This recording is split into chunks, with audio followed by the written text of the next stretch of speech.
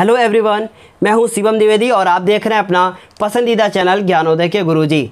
तो आज की इस क्लास में हम क्या बात करने वाले हैं, सबसे पहले हम उसकी बात करेंगे। इस क्लास में आज आप एक ऐसे अध्याय की शुरुआत करने जा रहे हैं जिसका नाम है त्रिकोणमिति के अनुप्रयोग। ये 9 नंबर चैप्टर है आपकी बुक का और इसे अंग्रेजी में सम एप्लीकेशन ऑफ ट्राइगोनोमेट्री बोलते हैं। इसलिए ये चैप्टर आपके एग्ज़ाम के लिए इसलिए भी इम्पॉर्टेंट हो जाता है क्योंकि इससे आपको 1 नंबर से लेकर टोटल जो 6 नंबर तक के क्वेश्चन आते हैं कहीं न कहीं इस चैप्टर से ज़रूर पूछे जा सकते हैं। और साथ ही साथ आपको अपना बेस क्लियर करना है तो जुड़े रहें हमारे साथ। और यदि अभी तक आपने हमारे चैनल को सब्सक्राइब नहीं किया है तो हमारे चैनल को आप सब्सक्राइब कर लीजिएगा ताकि आपको रोज़ आने वाला वीडियो सबसे पहले मिल सके। तो इस क्लास में हम सब कुछ बात करेंगे और बिल्कुल बेस से लेकर चलेंगे इस क्लास को ताकि आपको आने वाले वीडियोस में कोई प्रॉब्लम ना हो। इसलिए ये वीडियो आपके लिए बहुत ज़्यादा इम्पॉर्टेंट हो सकता है। सबसे पहले हम इसकी बात करेंगे कि इस चैप्टर में आपको किस किस चीज़ की ज़रूरत पड़ेगी। तो सबसे पहले आपको 3 ट्राइगोनोमेट्री जो फंक्शन होंगे, जो 3 ट्राइगोनोमेट्री फंक्शन होंगे, साइन थीटा, कॉस थीटा और टैन थीटा, इनमें से आपको साइन थीटा, कॉस थीटा और टैन थीटा को के रेशियो को याद करना होगा, इनके अनुपात को याद करना होगा। अनुपात का मतलब ही रेशियो होता है। तो आपने पढ़ा है लाल बटे कक्का, तो जो लाल बटे कक्का आपने पढ़ा है आपको क्लियर है कि लंब बटे जो कर्ण होता है वो साइन होता है, आधार बटे कर्ण जो होता है वो कॉस होता है और जो लंब बटे आधार होता है वो टैन होता है ना। उसके बाद जो इंग्लिश मीडियम के बच्चे हैं वो पीबीपी और एचएचबी ये आपने पढ़ा है। तो perpendicular upon hypotenuse, base upon hypotenuse और परपेंडिकुलर अपॉन बेस, ये चीज़ें आपको यहाँ पर पढ़नी होंगी। इसका मतलब जहाँ भी साइन थीटा का यूज होगा वहाँ पे हम लोग एल बटे के लिख देंगे, मतलब लंब बटे क्या लिख देंगे, लंब बटे हम लोग लिख देंगे कर्ण लिख देंगे। ये चीज़ें क्लियर होंगी आपकी पहले से यदि आपने त्रिकोणमिति पढ़ ली है। और ये हो गई आपकी आधार बटे कर्ण।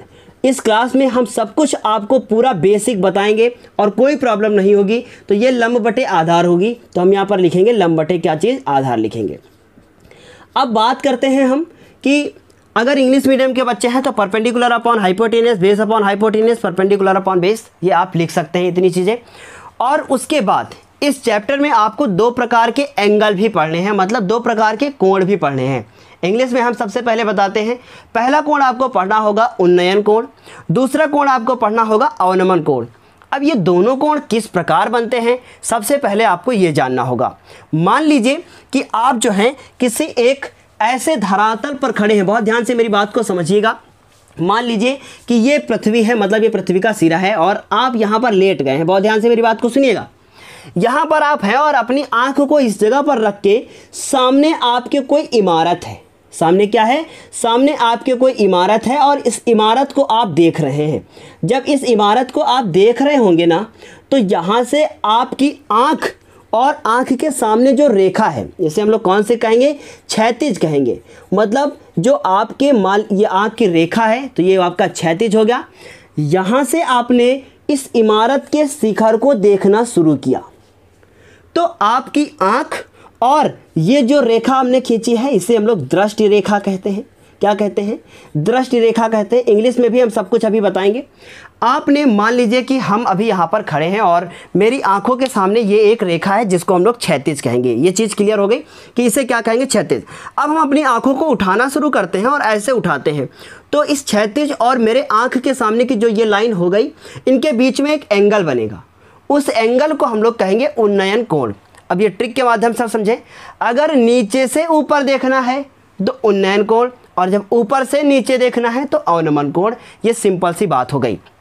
उन्नयन कोण को अंग्रेजी में एंगल ऑफ एलिवेशन कहते हैं, अवनमन कोण को एंगल ऑफ डिप्रेशन बोलते हैं। तो ये आपका जो यहाँ पर एंगल बनेगा उसको हम लोग थीटा से रिप्रेजेंट कर देंगे और इसको हम लोग क्या लिखेंगे, उन्नयन कोण लिखेंगे, उन्नयन कोण। ठीक है, नयन कोण। तो इस तरीके से आपका ये कौन सा कोण बन गया, उन्नयन कोण बन गया। इसे अंग्रेजी में क्या कहते हैं, इसे अंग्रेजी में कहते हैं एंगल ऑफ एलिवेशन। ये एंगल ऑफ क्या हो गया है, एलिवेशन हो गया है। तो इस तरीके से एंगल ऑफ एलिवेशन के बारे में जान लिया आपने। क्षैतिज को हम लोग क्या बोलते हैं, हॉरिजॉन्टल बोलेंगे। तो ये आपका हॉरिजॉन्टल हो गया। उसके बाद आपकी जो ये लाइन खींची गई है जिसको आपने दृष्टि रेखा लिखा है, इसको हम लोग क्या बोलेंगे, लाइन ऑफ साइट। मतलब आपने जो देखी है उसकी लाइन, मतलब लाइन ऑफ क्या हो गया, आपका साइट हो गया, ये आपकी दृष्टि रेखा हो गई। तो एक चीज़ तो क्लियर हो गई कि जब आप नीचे से ऊपर की ओर देखना शुरू करेंगे तो आपकी आंखों के जो क्षैतिज वाली रेखा होगी और जो बिल्डिंग आप देख रहे हैं उनके बीच में कोण बनेगा, उससे हम लोग कौन सा कोण कहेंगे, उन्नयन कोण कहेंगे। बहुत आसान है। तो इस तरीके से अब दूसरे कुछ की बात करते हैं। मान लीजिए आप एक इमारत के ऊपर ऐसे खड़े हैं, ठीक है, आप ये इमारत के ऊपर इस प्रकार ऐसे खड़े हैं और देखिए ये चीज़ें हम आपको जब क्वेश्चन बताएंगे ना तब भी आपको अच्छे से क्लियर करके बताएंगे। तो आप देख रहे हैं कि यहाँ पर अगर हम यहाँ खड़े हैं तो मेरे, अब यहाँ पर खड़े हैं, मेरी आँख यहाँ पर है, तो यहाँ पर मेरा क्षैतिज होगा। बिल्कुल आप कहेंगे कि जी सर यहीं पर आपका क्षैतिज होगा, तो ये आपका क्षैतिज हो गया। अब आप यहाँ से ऊपर से यहाँ पर कोई भी एक गाड़ी खड़ी है, मान लीजिए हम ही बैठे हैं और आप मुझे देख रहे हैं वहाँ से, तो आपकी आँखों के बीच में, बहुत ध्यान से देखिएगा, मैंने कहा ये जो आपकी दृष्टि रेखा है, इस दृष्टि रेखा और क्षैतिज के बीच में एक कोण बनेगा। ये दृष्टि रेखा हो गई और ये क्षैतिज हो गया। क्षैतिज के बीच में एक कोण बनेगा। क्षैतिज बिल्कुल सीधा ही बनाइएगा, आप ऐसे बना लीजिए अगर कोई प्रॉब्लम है।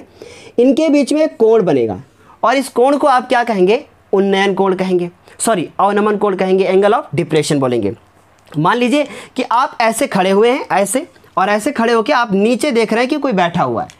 तो इस प्रकार आपने आँख के सामने एक लाइन को, ऐसे ही इमेजिनरी लाइन को ड्रॉ किया और वहाँ से आप ऐसे नीचे देखना शुरू करते हैं। तो जब ये नीचे देखना शुरू करेंगे तो कुछ इस प्रकार, तो यहाँ पर एक एंगल बनेगा, यहाँ पर क्या होगा, एक एंगल बनेगा और इस एंगल को क्या कहेंगे, हम लोग कहेंगे एंगल ऑफ डिप्रेशन, जिसको अवनमन कोण कहेंगे।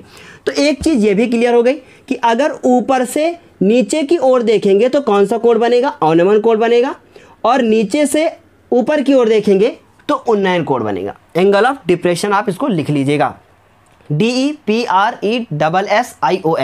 तो उस तरीके से दृष्टि रेखा हो गई, क्षैतिज हो गया, एंगल बन गया, सब कुछ क्लियर। अब आप जब 9th क्लास में रहे होंगे तो आपने एकांतर कोण पढ़ा होगा। अब एकांतर कोण क्या होता है, बहुत ध्यान से देखिएगा, सब कुछ इसी क्लास में आज ही डिस्कस हो जाना है ताकि आगे आपको प्रॉब्लम ना हो। एकांतर कोण क्या होता है, एक ऐसे लाइन जा रही है, दूसरी ऐसे लाइन जा रही है ना, इसके बीच में आपने ऐसे एक लाइन खींच दी, तो ये वाला कोण आपका सदैव इस वाले कोण को के बराबर होगा। तो इसको आप ऐसे भी समझ सकते हैं कि जहां भी कहीं भी आपको जेड बना हुआ दिख जाए, देखिएगा ध्यान से, ये आपका जेड बना, तो यहाँ कहीं जेड बन जाए तो इसका मतलब ये वाला एंगल इस वाले एंगल के क्या होगा, बराबर होगा, और इसको क्या बोलेंगे, अंतः एकांतर कोण बोलते हैं। तो इस तरीके से ये वाला देखिए ध्यान से, अगर इसको ध्यान से देखिए तो ये क्या बन रहा है, जेड बन रहा है। इसका मतलब जो एंगल यहाँ बनेगा वही एंगल यहाँ बनेगा। क्लियर ये चीज़, क्या हुआ, अरे इसी की तो बात कर रहे थे और ये बिल्कुल दोनों क्या हो गए, सेम सेम हो गए। लेकिन आपको क्वेश्चन में दोनों को अलग अलग करना है। क्वेश्चन जरूर सेम होंगे लेकिन लिखना आपको अलग अलग ही पड़ेगा, करना वही सब होगा। लेकिन क्वेश्चन इतने आसान तो होते नहीं जो आप इनको बहुत आसानी से ऐसे कर लें। तो इतनी चीज़ क्लियर हो गई कि उन्नयन कोण क्या होता है और अवनमन कोण क्या होता है। बस सिंपल सी बात है, अगर नीचे से ऊपर की ओर देखेंगे तो उन्नयन कोण, ऊपर से नीचे की ओर देखेंगे तो अवनमन कोण होगा। बाकी कोई प्रॉब्लम नहीं है, आप नीचे से, बाकी हम चाहे जितना आपको बताते चले जाएं, अभी घंटा भर हम यही बताते रहेंगे, आप ऊब जाएंगे। तो अब क्वेश्चन करते हैं और उसमें आपको बताना शुरू करते हैं कि किस प्रकार इन एंगल्स का यूज होगा, किस प्रकार इन रेशियो का यूज होगा, रेशियो का मतलब इन अनुपात का यूज होगा, और कैसे हम अपना क्वेश्चन करना शुरू करेंगे। तो चलिए अब हम शुरुआत करते हैं पहले क्वेश्चन के साथ। तो अब आपका पहला क्वेश्चन क्या लिखा है, आपके पास बुक होगी, आप अपनी बुक में भी देख सकते हैं, और बल्कि हम आपको बोलकर बताते रहेंगे कि क्या इसमें दिया है और क्या नहीं दिया है। पहला क्वेश्चन आपका दिया हुआ है, एक सर्कस का एक कलाकार 20 मीटर लंबी एक डोर पर चढ़ रहा है। एक सर्कस का एक कलाकार है और वो 20 मीटर लंबी डोर पर चढ़ रहा है। फिर लिखा है और भूमि पर सीधे लगे खंभे के शिखर से बंधा हुआ है। इसका मतलब क्या है कि सर्कस का कोई एक कलाकार है, तो ये भूमि पर, और उसके बाद उसने कहा है कि सर्कस का एक कलाकार 20 मीटर लंबी डोर पर चढ़ रहा है, और वो डोर क्या है, वो आपकी भूमि से ऐसे बंधी हुई है।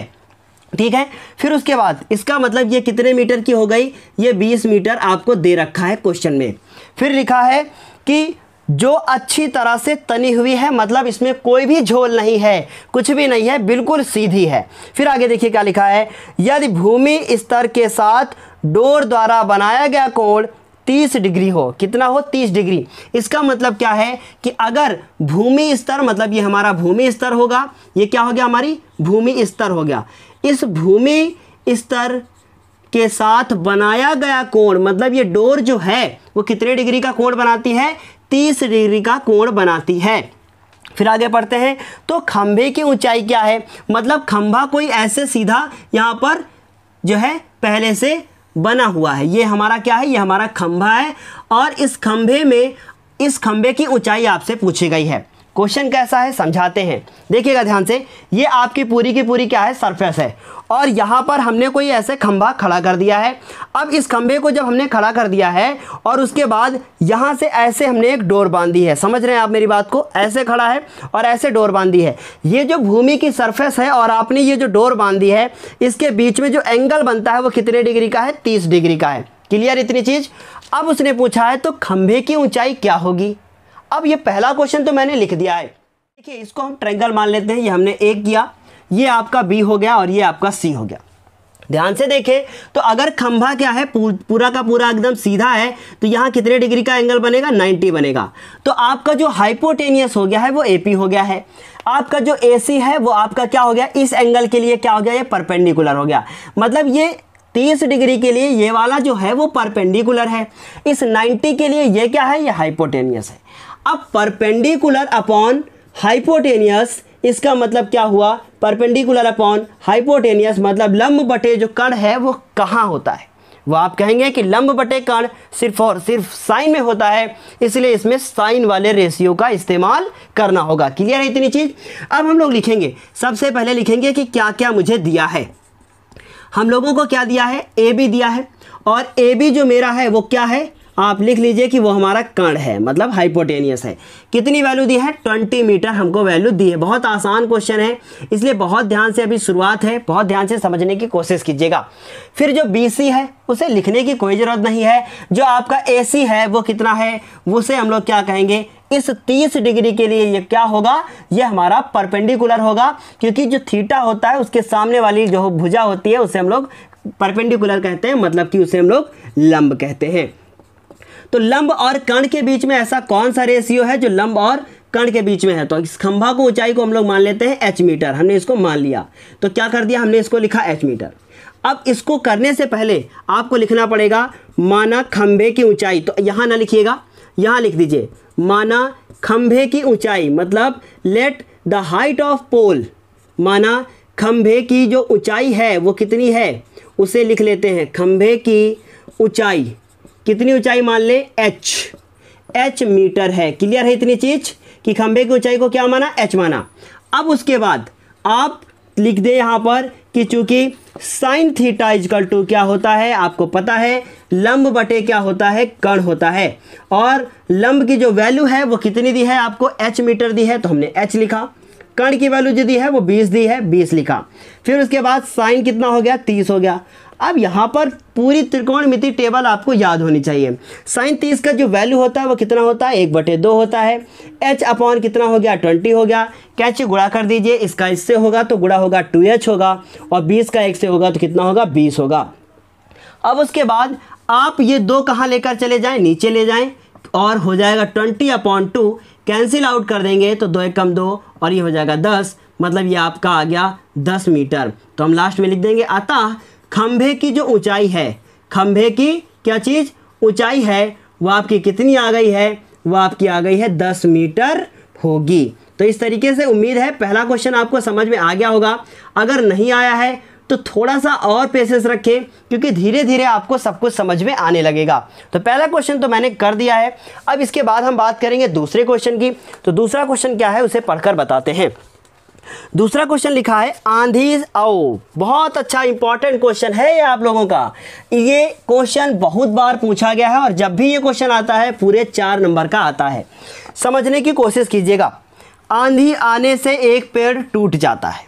आंधी आने से एक पेड़ टूट जाता है, टूट जाने दो। फिर लिखा है टूटा हुआ भाग इस तरह मुड़ जाता है कि पेड़ का शिखर जमीन को छूने लगता है। इसका मतलब क्या हुआ कि मान लीजिए आपका इतना बड़ा कोई पेड़ रहा होगा, ठीक है, क्लियर, ध्यान दीजिएगा, अभी सबको समझ में आएगा। ये इतना बड़ा पेड़ कोई रहा होगा, अब ये पेड़ जो है ना यहाँ से टूट जाता है, कहीं से भी आप मान लें ये पेड़ यहाँ से टूट जाता है, और इतना जो हिस्सा ऊपर वाला है ये टूटने के बाद यहाँ आ जाता है। इसका मतलब ये ऐसे ज़मीन को छू जाता है, ठीक है, इतनी चीज़ क्लियर हो गई। और ज़मीन मेरी कहाँ है, ये ज़मीन है, मतलब ये चीज़ क्लियर हो गई कि जो ये वाली लंबाई है वो इस वाली लंबाई के बराबर है। इतनी चीज़ क्लियर है कि एक पेड़ खड़ा था, उसके बाद वो टूट के ज़मीन को छू जाता है। फिर आगे पढ़ते हैं, और इसके साथ 30 डिग्री का कोण बनाता है। मतलब ये जो पेड़ था ज़मीन से छूने के बाद कितने डिग्री का कोण बनाता है, 30 डिग्री का कोण बनाता है। इतनी चीज़ क्लियर हो गई।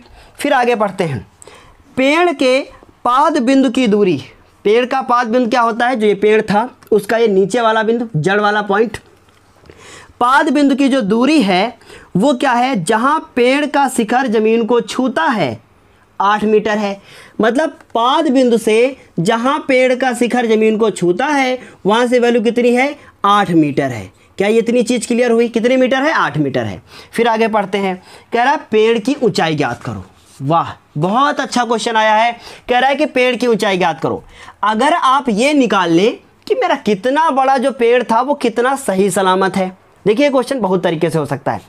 पहले आप ये निकाल लें कि मेरा पेड़ कितना सही सलामत है, और ये निकाल लें कि मेरा कितना पेड़ टूटा था, और दोनों को निकाल कर आपस में जोड़ दें तो आपके पेड़ की जो ऊंचाई नहीं प्राप्त हो जाएगी, बिल्कुल प्राप्त हो जाएगी ना। पेड़ की ऊंचाई पूछी है तो हम क्या करेंगे, पहले हम ये निकालें कि कितना पेड़ मेरा सही सलामत है, फिर कितना मेरा टूटा है। तो ये वाला जो वैल्यू है ये यही तो है ना, समझिए मेरी बात को। ये वाली वैल्यू निकाल लें और ये वाली वैल्यू निकाल लें, दोनों को आपस में जोड़ दें तो पेड़ की लंबाई पता चल जाएगी। इसका मतलब मुझे ये भी निकालना पड़ेगा और ये भी निकालना पड़ेगा। इतनी चीज़ क्लियर हो गई। तो एक तो ये तरीका हो गया। अब एक दूसरा तरीका क्या है वो भी हम आपको बता ही देते हैं। मान लीजिए पेड़ जो टोटल था वो उसकी लंबाई h थी, पूरे यहाँ से लेकर यहाँ तक कितना है, हाइट है h। उसके बाद इतना पार्ट टूट गया, मतलब इतना ये माइनस हो गया, x मान लिया, तो ये वाला जो पार्ट होगा वो क्या होगा, h माइनस x होगा। तो लेकिन ये थोड़ा सा बड़ा तरीका होगा, सबसे आसान वही है जो मैंने आपको फर्स्ट बताया है। तो चलिए अब इसको करना शुरू करते हैं। ये हमने लिखा a और ये लिखा b और ये क्या लिख दिया, c लिख दिया। कौन सा तरीका बताया जाए, जो अच्छा हो वही बताया जाए, जिसमें थोड़ा सा अच्छा लगे देखने में वही बताया जाए। तो हम सेकंड वाला बताते हैं। फर्स्ट वाला बहुत आसान है, लेकिन फर्स्ट वाला जब आप करेंगे ना तो फिर बहुत छोटा ऐसा लगेगा। सेकंड वाला करते हैं, उसे बताते हैं। तो सबसे पहले लिखेंगे कि माना पेड़ की जो ऊंचाई है, अब जो इंग्लिश मीडियम के बच्चे हैं वो अपनी बुक में देख लेंगे। जो माना पेड़ की जो ऊंचाई है वो कितनी है, हमने कितनी मान ली, h मीटर है। कितनी मान ली, h मीटर मान ली। तो इसका मतलब यहाँ से यहाँ तक की जो दूरी है वो कितनी हो गई, h मीटर हो गई। ये चीज़ क्लियर हो गई, h मीटर है। तथा पेड़ जो है, पेड़ का x मीटर भाग टूट जाता है। कितना भाग टूट जाता है, x मीटर भाग क्या हो जाता है, वो टूट जाता है। इसका मतलब जो इतना वाला पार्ट है ये टूट जाता है। कितना टूट जाता है, x मीटर। तो हमने यहाँ से यहाँ तक कितना मान लिया, x मीटर मान लिया। अच्छा ये x है तो ये भी x ही होगा, क्योंकि यही टूटा हुआ हिस्सा ज़मीन को छूता है, तो हमने इसको लिखा x मीटर। बहुत आराम से सीखने की कोशिश कीजिएगा, बहुत अच्छे से हम आपको इतना समझा देंगे कि आपको कोई प्रॉब्लम नहीं होगी। तो यहाँ से यहाँ तक x मीटर, ये भी x मीटर। अब अगर हम लोग इसको हल करना शुरू करें तो आपको पता है कि ये मुझे आधार दिया है और ये क्या है, ये आपका कण है। आधार और कण को अगर हम लोग लेकर चलें तो x की वैल्यू बहुत आराम से फाइंड हो सकती है। इतनी चीज़ क्लियर समझ में आ गई।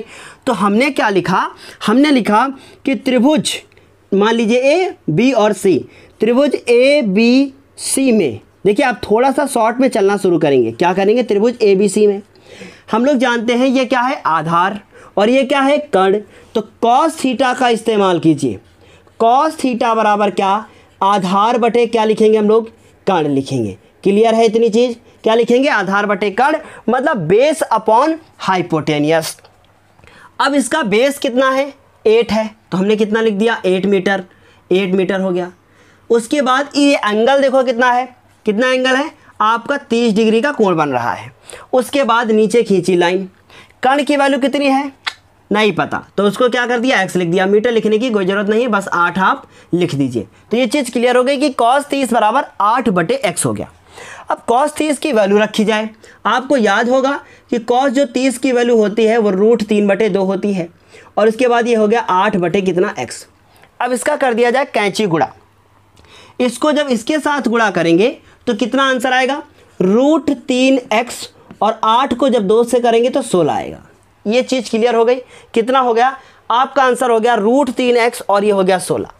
अब आप ऐसा करें कि इसमें से x की वैल्यू को निकाल लें, तो √3 कहाँ जाएगा? नीचे जाएगा। तो x बराबर आ जाएगा 16 बटे कितना? √3। ये आपने x की वैल्यू निकाल ली।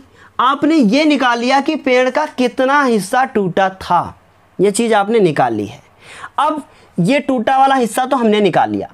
अब किसी भी तरीके से इसकी वैल्यू निकाल ले जाए और उसके बाद क्या करें? जोड़ दें। तो हम क्या करें? ये पूरा आपका कितना था बताइए ज़रा मुझे? h था। ये कितना है? x है। तो इतना वाला हिस्सा कितना बचेगा? h में से अगर x वाले को घटा दें तो इसका मतलब यहाँ से मिलेगा मुझे h माइनस x मिलेगा। क्या ये चीज़ समझ में आ गई?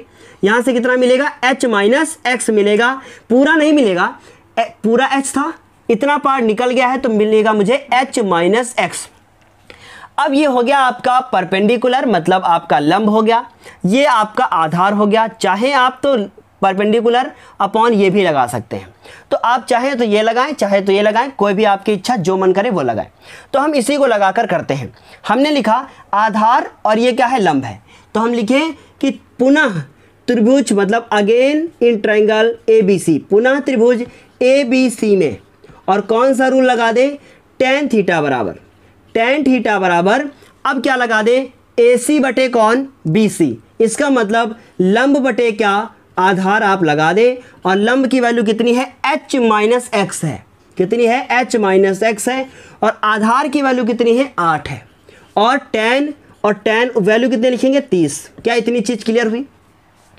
अब tan 30 का मान रखना होगा, जो कि आपका होता है, आपको अगर याद हो कितना होता है? 1 बटे √3। कैसे निकाला?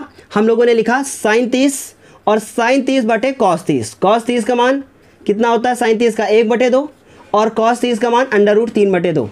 तो ये क्या हो गया? दोनों कैंसिल हो गए, 1 बटा √3 बचा, है ना? तो इस तरीके से इसकी वैल्यू निकाली।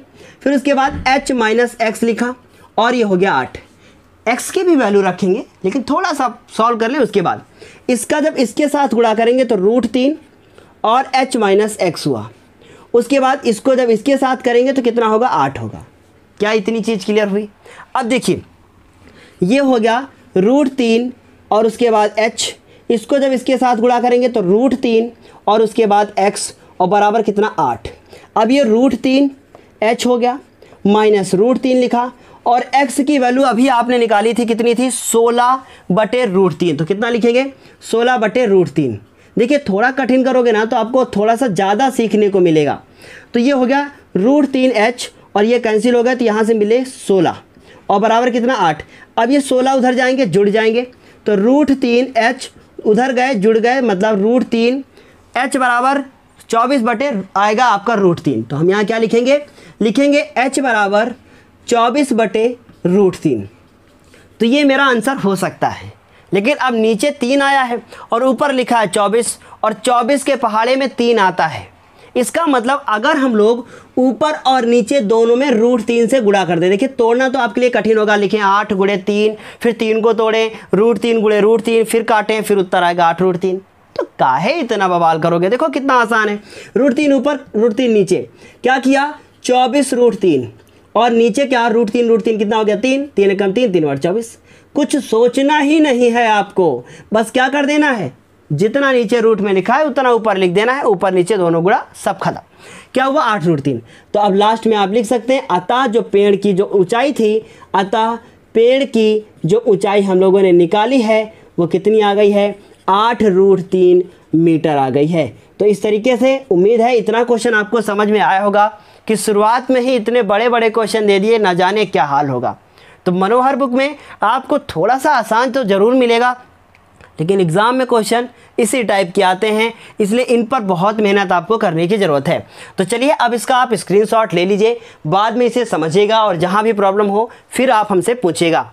इसके बाद हम थर्ड क्वेश्चन की बात करें तो अब थर्ड क्वेश्चन हम आपको बताना शुरू करते हैं, लेकिन उससे पहले हम ये पूरा बोर्ड जो है साफ़ कर देते हैं ताकि अगला क्वेश्चन करने के लिए जगह मिल जाए मुझे। अब अगला क्वेश्चन देख रहे हैं आप, लिखा है आपकी बुक में, एक ठेकेदार जो है बच्चों को खेलने के लिए, अब ये इतने बड़े बड़े क्वेश्चन हैं कि आपको अगर हम बोर्ड पर लिखेंगे तो फिर अपना क्वेश्चन कहाँ सॉल्व करेंगे। एक ठेकेदार बच्चों को खेलने के लिए एक पार्क में 2 फिसलन पट्टी लगाना चाहती है, मतलब जो क्लियर हो गया, ठेकेदार नहीं ठेकेदारिन है। फिर उसके आगे देखो क्या लिखा है, 5 वर्ष से कम उम्र के बच्चों के लिए वह ऐसी फिसलन पट्टी बनाना चाहती है जिसका शिखर 1.5 मीटर की ऊंचाई पर हो। मतलब क्लियर हो गया, फिसलन पट्टी आपने खूब वो बैठ के ऐसे बैठ के नीचे फिर गए, फिर चढ़ के आए सीढ़ी से, फिर नीचे गए, उसे ही फिसलन पट्टी कहते हैं। ठीक है, तो ध्यान से देखिएगा, एक फिसलन पट्टी बनाना चाहती है जिसका शिखर 1.5 मीटर ऊंचाई पर हो, बस इतनी बात कही है। फिर आगे पढ़ते हैं, और भूमि के साथ 30 डिग्री पर झुका हो। मतलब ये जो है भूमि के साथ कितने डिग्री का कोण बनाए, यहाँ नहीं यहाँ पर, क्योंकि फिसलन पट्टी क्या होगी, यहाँ चढ़े फिर इधर आए, समझ रहे हैं ना मेरी बात को। तो इस तरीके से कितने डिग्री का कोण बनाए, 30 डिग्री का कोण बनाए। फिर आगे पढ़ते हैं, फिर कहा है उसने, जबकि इससे अधिक उम्र के बच्चों के लिए वह 3 मीटर की ऊंचाई पर एक अधिक ढाल की फिसलन पट्टी लगाना चाहती है। मतलब वो आप लोगों के लिए है कितना मीटर चढ़ना है, 3 मीटर चढ़ना है। तो क्या करते हैं, 3 मीटर चढ़ना शुरू करते हैं। तो ये कितनी वैल्यू हो गई, 3 मीटर। और भूमि के साथ 60 डिग्री का कोण बनाती हो, मतलब ज़्यादा फिसला के आपको नीचे लाएंगे।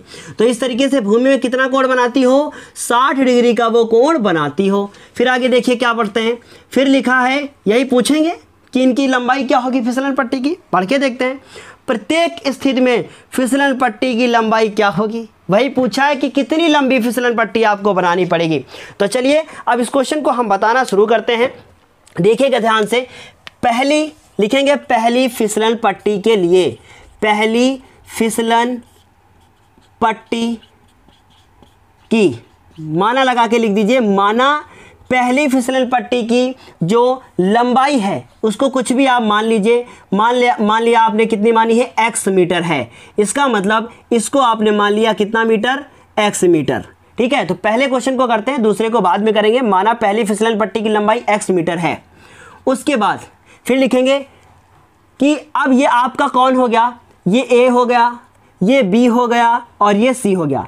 त्रिभुज ABC में अब आप देख रहे हैं कि ये जो 90 डिग्री का एंगल बना है, तो ये कितने की, इसके सामने जो है वो कर्ण है, इसके सामने जो है वो लंब है, और लंब और कर्ण ये 2 चीज़ें कहाँ मिलती हैं आपको, ये मिलेंगी आपको साइन में, क्योंकि साइन थीटा बराबर जो होता है वो होता है आपका लंब बटे कर्ण होता है। तो ये चीज़ें क्लियर हो गई। देखिए बहुत आराम से आप लोगों को पढ़ा रहे हैं। बहुत सारे हम क्लासेस देखते हैं कि वो बहुत स्पीड में चले गए, सब कुछ बता दिया, ना जाने समझ में आता है कि नहीं आता है। पर मेरी क्लास में भी अगर आपको कोई भी प्रॉब्लम है ना, तो पर्सनली आप हमारे नंबर से कांटेक्ट मुझसे कर सकते हैं। हम आप लोगों के लिए बेहतर करना चाहते हैं, इसलिए जो भी आपको कोई कन्फ्यूज़न होती है, आपको पढ़ने में अगर कोई प्रॉब्लम है, आपको किसी प्रकार का नोट्स चाहिए, आप हमारे नंबर पर तुरंत कांटेक्ट करें। नीचे डिस्क्रिप्शन बॉक्स में नंबर मेरा लिखा हुआ है 8090282032। इसे आप तुरंत अपने जो है फ़ोन से मुझे व्हाट्सअप करें, कॉल तो ना करें तो ज़्यादा बेहतर है, व्हाट्सअप करें। लेकिन अगर व्हाट्सअप करने के बाद ज़रूरत पड़ी तो कॉल पे बात भी कर सकते हैं हम, लेकिन दिन में थोड़ा सा बिजी रहते हैं, इसलिए अगर आप जो है व्हाट्सअप करें और उसके बाद आप मुझे टाइम बता दें तो हम आपको उस टाइम पे कॉल कर सकते हैं, या फिर आप मुझे उस टाइम पर कॉल कर सकते हैं। तो मैंने लिखा कि माना फिसलन पट्टी की लंबाई x मीटर है, तो हमने लिखा त्रिभुज ABC में। अब त्रिभुज ABC में देखेंगे क्या लिखेंगे हम लोग, लिखेंगे साइन थीटा बराबर क्या लिखेंगे हम लोग, लंब बटे कर्ण। अब जो साइन थीटा है वो थीटा की वैल्यू उसने दी है 30, तो साइन 30 लिखा। उसके बाद लंब की वैल्यू देखिए ध्यान से ज़रा, नहीं अगर समझ में आता है तो वहाँ ऊपर देख लीजिए कितना लिखेंगे x। लंब की वैल्यू कितनी है 1.5, तो हमने लिखा 1.5। उसके बाद कर्ण की वैल्यू कितनी है, कर्ण की वैल्यू x है। अब sin 30 की वैल्यू रख दीजिए, कितना है 1/2 और 1.5 और यहाँ पर हो गया x। कैंची गुणा कर दिया जाए, इसका इससे करेंगे तो x आएगा और 1.5 का जब 2 से गुणा करेंगे तो उत्तर आ जाएगा 3। इसका मतलब यह है जो उसको फिसलन पट्टी की लंबाई चाहिए ना, उसको कितना चाहिए 3 मीटर। लास्ट में लिख देंगे अतः पहली फिसलन पट्टी की लंबाई, पहली फिसलन पट्टी की लंबाई, पट्टी की क्या चीज़, लंबाई कितने मीटर होगी, 3 मीटर होगी। ये इतनी चीज़ उम्मीद है क्लियर हो गई होगी। अब उसके बाद इसी तरीके से दूसरे वाले की बात कर लेते हैं तो ज़्यादा समझ में आ जाएगा। फिर लिखें माना दूसरी फिसलन पट्टी की लंबाई, माना दूसरी फिसलन पट्टी की लंबाई, पट्टी की जो लंबाई है उसको हम लोग क्या मान लें, उसको हमने मान लिया क्या y मीटर है। इतनी चीज़ क्लियर हुई, इसे क्या मान लिया हमने y मीटर हो गई। ठीक, उसके बाद देखिएगा ध्यान से, ये y मीटर तो हमने मान लिया है। अब y मीटर है, मार्कर मैंने सोचा चेंज कर दें, आपको कलर शायद थोड़ा सा हल्का दिख रहा होगा। माना दूसरी फिसलन पट्टी की लंबाई y मीटर है। अब हम लोग फिर वही फॉर्मूला लगाएंगे क्योंकि ये भी लंब है और ये भी क्या है, कड़ है, लेकिन ABC एक बार लिख चुके हैं, हम इसे PQR लिख देते हैं। ठीक है, तो क्या करेंगे, त्रिभुज PQR में क्या फॉर्मूला लिखेंगे, sine theta equal to, formula क्या होता है, लंब बटे कर्ण होता है। और लंब की वैल्यू उन्होंने इस बार आपको दे दी है 3, कर्ण की वैल्यू y है, साइन इस बार कितने वैल्यू है 60 डिग्री है, तो इस बार साइन 60 का मान लिखेंगे √3/2 और इधर हो गया 3/y। कैंची गुणा किया जाए, इसका इसके साथ गुणा किया जाए तो √3y हो गया और इसका इसके साथ गुणा किया जाए तो कितना हो गया 6 हो गया। तो y बराबर हो गया 6/√3। मैंने बताया था अगर नीचे √3 दिख जाए तो ऊपर नीचे दोनों तरफ √3 से गुणा कर दो। अगली लाइन में आप ऐसे लिखो y फिर लिखो 6√3, लेकिन अगली लाइन में करो, यहाँ लिखो √3 और ये √3, तो 6√3 ऊपर हो गया, नीचे हो गया 3, क्योंकि √3 से √3 का गुणा होगा 3 ही होगा। 3 एकम 3 और 3 दूना 6। इसका मतलब जो दूसरी वाली फिसलन पट्टी है उसकी वैल्यू कितनी होगी 2√3। और बाई चांस इसका आंसर ऐसे ना रहा हो तो आप √3 की वैल्यू रख दीजिए, 2 लिख दीजिए, 1.732 रख दीजिए। अब इसको 2 से आप मल्टीप्लाई कर दीजिए, 2 2 जा 4, 2 3 जा 6, ये √3 की वैल्यू होती है। नहीं पता है तो लिख लीजिएगा अपनी रेड लाइन के ऊपर, मतलब कॉपी की जो रेड लाइन होती है ना उसके ऊपर।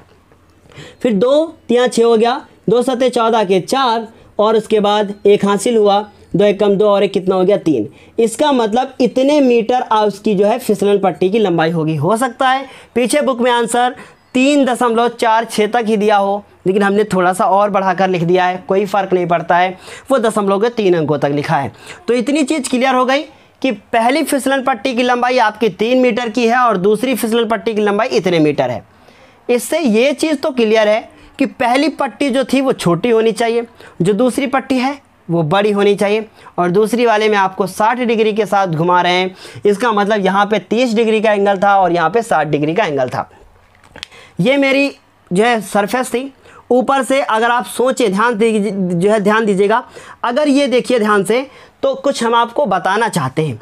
आप देख रहे हैं कि ये ऐसे हमने बना दिया, ऐसे ये आप ऐसे चढ़कर जाएंगे फिर फिसलेंगे, मतलब ब्लैक वाले से आप फिसलना शुरू करते हैं। ये मैंने ऐसे सीधे बनाया और सीधे बनाने के बाद ये गिर जाएगा, ऐसे मैंने बनाया और ऐसे रखा, ठीक है।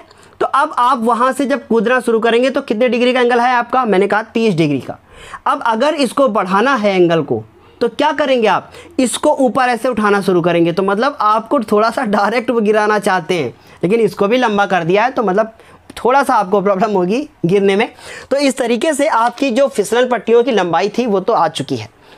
अब इसके बाद एक क्वेश्चन हम आपको और आज की क्लास में बताएंगे ताकि जल्दी से मेरा कोर्स ख़त्म हो सके और आप लोगों के लिए हम आंसर लेकर आ सकें, पिछले ईयर के पेपर सॉल्व करवा सकें और आप लोगों की कमेंटों के अनुसार हम आपकी इच्छा अनुसार पढ़ा सकें। तो अब आप जो है अगला क्वेश्चन पढ़ते हैं हम। फिर लिखा है भूमि के एक बिंदु से, ये चौथा क्वेश्चन है, भूमि के एक बिंदु से जो मीनार के पाद बिंदु से 30 मीटर की दूरी पर है। मतलब भूमि पर कोई एक बिंदु है, तो ये हमने भूमि पर एक कोई बिंदु बना दिया जो कोई मीनार के पाद बिंदु से, मतलब ये मीनार का पाद बिंदु है और ये भूमि पर कोई बिंदु है, कितने मीटर की दूरी पर है? उसने कहा है कि 30 मीटर की दूरी पर है। इसका मतलब यहाँ से यहाँ तक की दूरी कितनी है? 30 मीटर। ये मीनार का पाद बिंदु है, ये भूमि पर कोई बिंदु है। क्लियर है इतनी चीज? उसके बाद आगे देखते हैं। मीनार के शिखर का उन्नयन कोण कितना है? 30 डिग्री। वाह भाई, आ गया उन्नयन कोण। इसका मतलब कोई यहाँ से मीनार के शिखर को देखता है। अगर कहता कि मीनार के शिखर से भूमि के बिंदु का अवनमन कोण, तो ऊपर से नीचे देखता है। तो नीचे से जब ऊपर देखेंगे तो कौन सा कोण बनेगा? उन्नयन कोण बनेगा, जो कि कितना दिया है? 30 डिग्री दिया है। फिर आपसे पूछा है कि मीनार की ऊंचाई ज्ञात करो। बहुत आसान क्वेश्चन है। ये हमने ए लिखा, ये हमने बी लिखा और ये हमने सी लिखा। सबसे पहले हम लिखेंगे कि माना मीनार की ऊंचाई, माना मीनार की ऊंचाई, माना मीनार की जो ऊंचाई है उसे हम मान लेते हैं कितना मीटर? h मीटर है। कितनी मीटर है? h मीटर है। तो इस तरीके से इसको हमने क्या मान लिया? इसको मान लिया हमने h मीटर। अब आप देखिए ध्यान से, तो ये मेरा आधार है और ये मेरा लंब है, क्योंकि इस वाले कोण के लिए ये लंब होगा और इसके लिए ये आधार होगा। लंब बटे आधार आपका किस में आता है? tan में आता है। तो आप फॉर्मूला लगा सकते हैं tan थीटा इक्वल टू लंब बटे आधार वाला। ठीक है, तो क्या करते हैं, लिखेंगे त्रिभुज। अब इसमें नाम दे दीजिए ABC। त्रिभुज ABC में tan थीटा इक्वल टू क्या होता है? लंब बटे क्या होता है? आधार होता है। आप बहुत अच्छे से अगर लिखना चाहते हैं तो लंब की को पहले रिप्रेजेंट कर दीजिए कि लंब जो है AC है, आधार जो है वो BC है, और tan और थीटा की वैल्यू 30 है। इतनी चीज़ क्लियर? tan थीटा यानी tan 30 वैल्यू 1/√3। AC की जो वैल्यू है वो है h, BC की जो वैल्यू है वो है √3। इसका इससे गुणा कर दीजिए तो कितना आएगा? h√3। उसके बाद इसका इससे गुणा कर दीजिए तो कितना आएगा? 30 आ गया। दो क्वेश्चन तो ऐसे बड़े बड़े शुरू में दे देते हैं और बाद में छोटे छोटे, ना जाने NCERT वाले क्या चाहते हैं। तो अब क्या कर दिया, ये h लिखा और इस √3 को हम ले गए नीचे। मैंने आपको बताया था कि कभी भी अगर नीचे रूट में मिल जाए तो ऊपर नीचे क्या कर दीजिए? गुणा कर दीजिए। बाकी बहुत सारे तरीके हैं। 30 को तोड़ लीजिए, 3 × 30 कीजिए, फिर उसके बाद काटना शुरू कर दीजिए, 10√3 उत्तर आएगा। लेकिन क्या फ़ायदा है ना।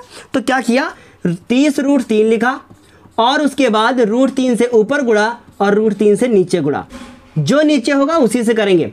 तो इसी ऊपर से आ जाएगा 30√3। और एक चीज़ और, 90 ना लिख लीजिएगा अंदर कि √90 हो जाए आपका। ठीक है, और √3 और √3 कितना हो गया? 3। इसको इससे काट दिया, कितना उत्तर आ जाएगा? 10√3 आ जाएगा। इसका मतलब जो मीनार थी उसकी ऊंचाई कितनी है? 10√3 मीटर। पर आई थिंक अगर ये आंसर आपको नहीं, मतलब आपकी बुक में नहीं आ रहा हो, या फिर आपको पता चल जाए कि नहीं मुझे ये नहीं लाना है, मुझे दशमलव में लाना है, या प्रूफ करने के लिए दे दिया जाए कि सिद्ध करो मीनार की ऊंचाई इतनी होगी, तो आपको √3 की वैल्यू रखनी पड़ेगी। तो h लिखेंगे, 10 लिखेंगे और √3 की वैल्यू 1.732। ठीक है, अब 10 से इसको गुणा करते हैं तो देखिए 10 से गुणा होता है तो ये 1 दशमलव खिसक जाएगा, इसका मतलब 17.32 हो जाएगा। अगर नहीं ये चीज़ समझ में आई कि कैसे खिसक गया तो आप इसको गुणा करके देख लीजिएगा, आपको बहुत अच्छे से सब कुछ समझ में आ जाएगा। तो h बराबर क्या हो गया? 17.32 मीटर। तो इस तरीके से ये छोटी सी क्लास तो नहीं थी, लगभग 35 से 40 मिनट की क्लास हो चुकी है। तो उम्मीद है अगर इतना आपको समझ में आया है तो कमेंट करके मुझे ज़रूर बताएं, और इस क्लास को देखने के बाद कमेंट में ये ज़रूर लिखें कि आपको किस टॉपिक को समझने में प्रॉब्लम हुई है, क्योंकि कहीं ना कहीं ज़रूर कुछ ना कुछ समस्या ज़रूर होगी। और जो भी समस्या होगी क्लास को देखने के बाद तुरंत आप कमेंट करेंगे, ये लाइव चैट की कमेंट में कमेंट नहीं करेंगे, अलग से कमेंट करके मुझे बताएं कि सर एक बार इसे फिर से रिपीट कर दीजिएगा। हम आप लोगों के लिए बिल्कुल कर सकते हैं उस टॉपिक को, जो भी आपको, जो पॉइंट आपको क्लियर नहीं हुआ होगा उसको हम रिपीट करेंगे। तो इन 4 क्वेश्चंस को आज हमने आपको बता दिया है। अब जब नेक्स्ट क्लास में मिलेंगे तो इसके आगे की बात करेंगे। तो चलिए आज की क्लास के लिए इतना ही, फिर मिलते हैं अगली क्लास में। तब तक के लिए धन्यवाद। और यदि आप हमारे चैनल पर नए हैं तो चैनल को सब्सक्राइब ज़रूर कीजिएगा। डेली शाम 7 बजे से 9 बजे तक की क्लास होती है और वीक में एक दिन ऐसा ज़रूर आता है जिस दिन मुझे छुट्टी की ज़रूरत भी होती है, लेकिन फिर भी आपको डेली क्लास मिलेगी, इसलिए जुड़े रहें हमारे साथ। और यदि नए हैं तो चैनल को सब्सक्राइब करें और पुराने हैं तो वीडियो को लाइक करके ज़रूर जाएं। तो आज के लिए इतना ही, फिर मिलते हैं अगली क्लास में। जय हिंद।